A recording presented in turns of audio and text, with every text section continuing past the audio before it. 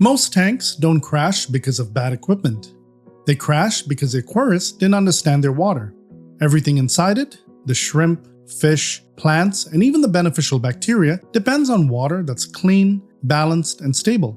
Most of us use tap water, which is perfectly fine in many areas, but it almost always contains additives like chlorine or chloramine. Those chemicals make water safe for us, but are toxic to aquatic life. That's why proper water preparation is the most important step in any aquarium setup. If you skip this step, even the best equipment won't save your tank. The first essential product you'll need is a dechlorinator.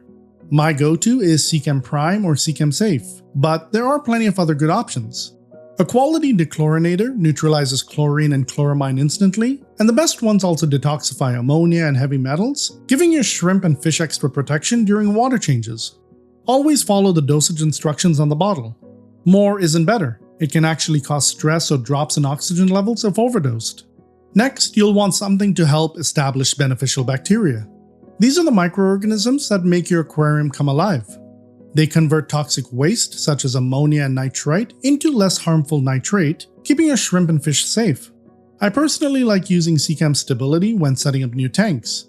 It helps speed up the cycling process, but if you'd rather let nature handle it, that's totally fine too. It'll just take a few extra weeks for your tank to mature on its own. The key is patience. You can't rush the nitrogen cycle. Another product worth having on hand is a water clarifier like Seachem Clarity.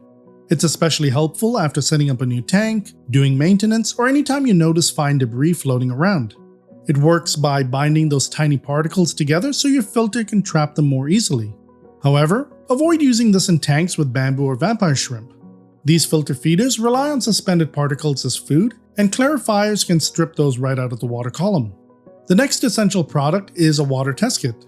I recommend the API Freshwater Master Test Kit because it measures ammonia, nitrite, nitrate, and pH, everything you need to monitor stability.